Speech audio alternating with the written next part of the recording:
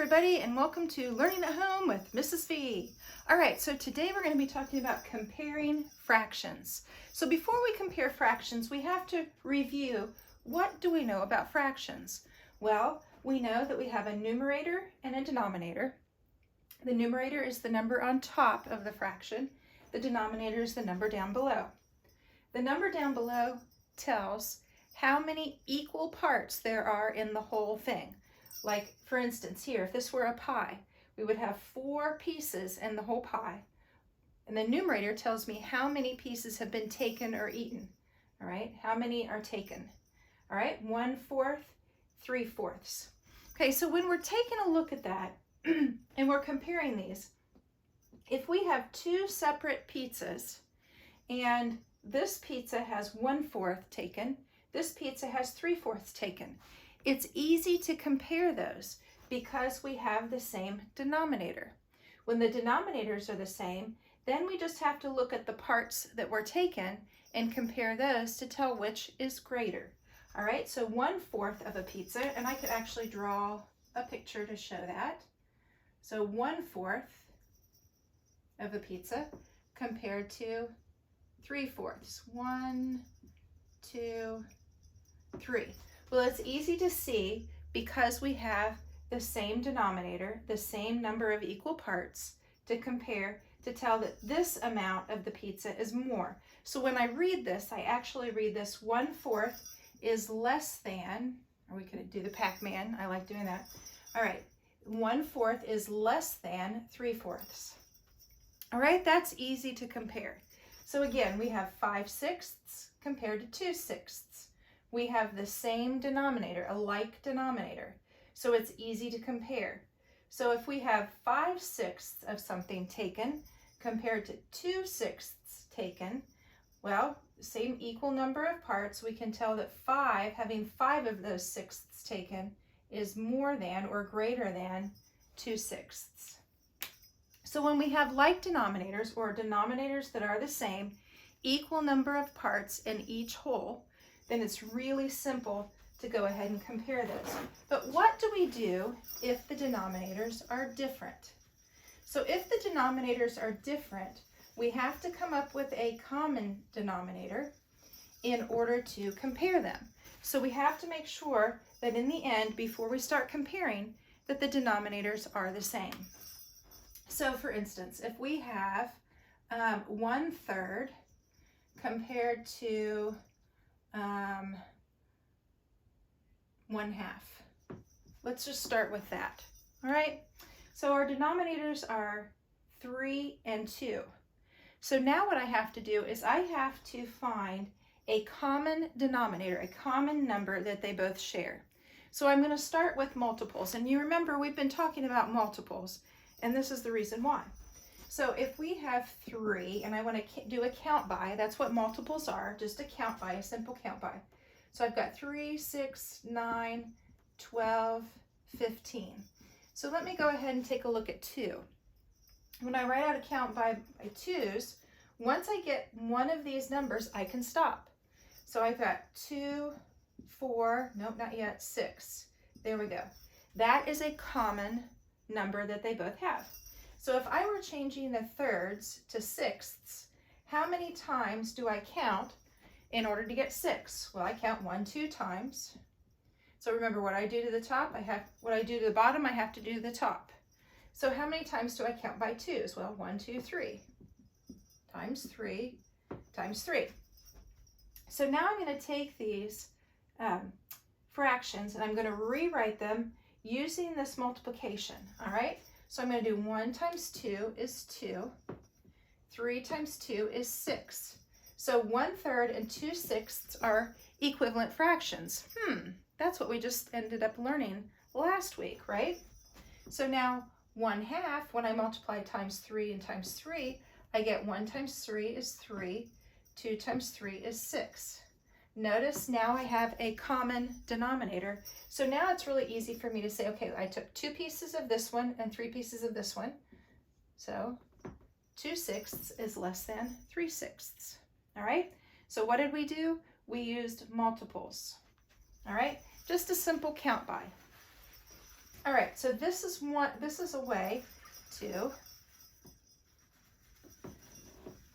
compare those fractions when we have an unlike denominator. All right, so let's try something a little bit harder. Let's do 2/8 and 3/12. All right, so when I'm looking at this, I need to first find my common denominator. So I need to do a count by. So I need to do a count by 8s and by 12s. So I've got 8, 16, 24, 32. All right, so now I'm going to do the count by 12s. 12, 24, aha, bingo, I've got it. Okay, so how many 8s give me 24? Well, 1, 2, 3. What I do to the bottom, I do to the top. And how many 12s? 1, 2. What I do to the bottom, I do to the top. So then I'm going to rewrite these over here to the side. 2 times 3 is 6. 8 times 3 is 24. All right. 3 times 2 is 6. 12 times 2 is 24. Aha! Take a look at this. Is either one greater? No. They're exactly the same. They are equivalent. All right. Okay. Let's do another one. Let's see. Let's try, let's try 3/9 and 4/6. All right, so we need to do our count by. We've got 9ths and 6ths, all right? They are not equivalent the way they are. So we've got to do count by 9s, 9, 18, 27. Let's try 6s, 6, 12, 18, 24. Okay, so we've got 18. Here it takes 2 9s times 2 times 2. Here it takes 3 6s times 3 times 3. Oops. All right, so now I've got 3 times 2 is 6. 9 times 2 is 18.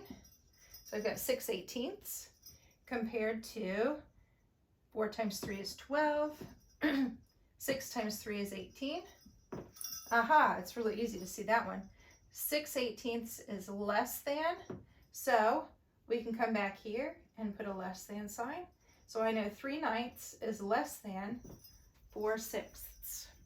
All right, we're going to do one more, and then I have some problems that I want you to work on.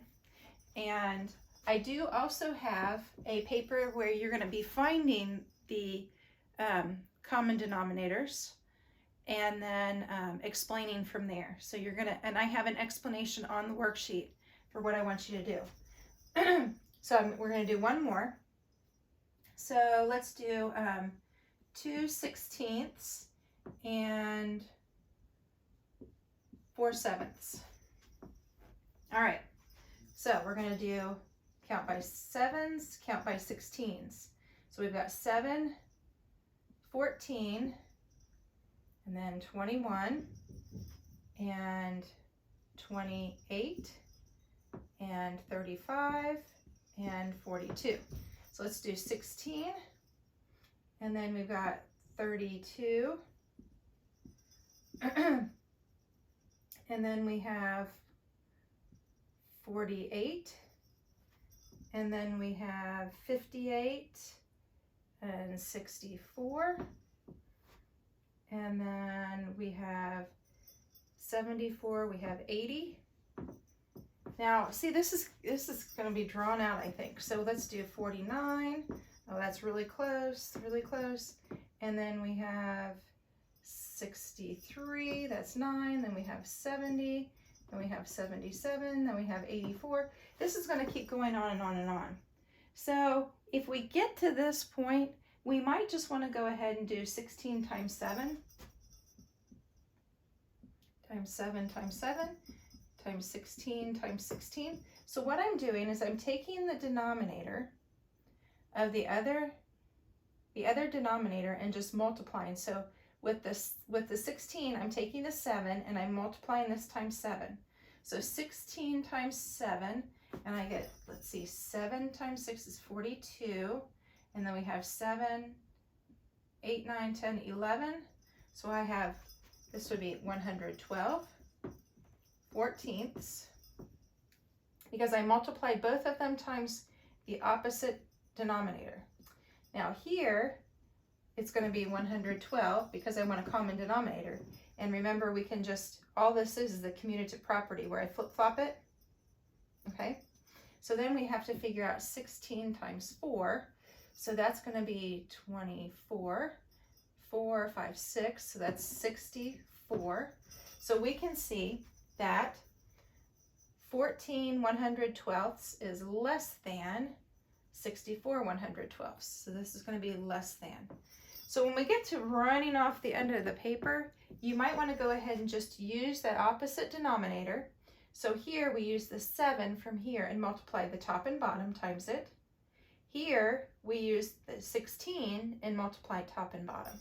And so then that gave us our denominators that were the same, so that we could go ahead and compare. All right? So you have some work on comparing fractions, finding the common denominator. Now, finding the least common denominator, the smallest one, like we were doing before we did this one, helps you so that you don't have to, or you won't have to reduce that fraction. So that's why the least common denominator is usually the best way to go. But here we were running off the whiteboard. So I just went ahead and did the opposite. And this is also another strategy that you can use. All right. So you're going to be working on equivalent fractions, just a review sheet. And then you're going to be working on some common denominators. And then you have the homework for this week. Remember, this week, your assignments are due on Friday, not on Saturday, because Friday is the end of the grading period. And so I'm going to cut it off on Friday evening. So you have until midnight or 11:59 p.m. to hand those in. And Saturday, I'm going to start grading those so I can put that stuff on your grade card. All right? So keep watching, keep thinking, always stay curious, and I'll see you next time.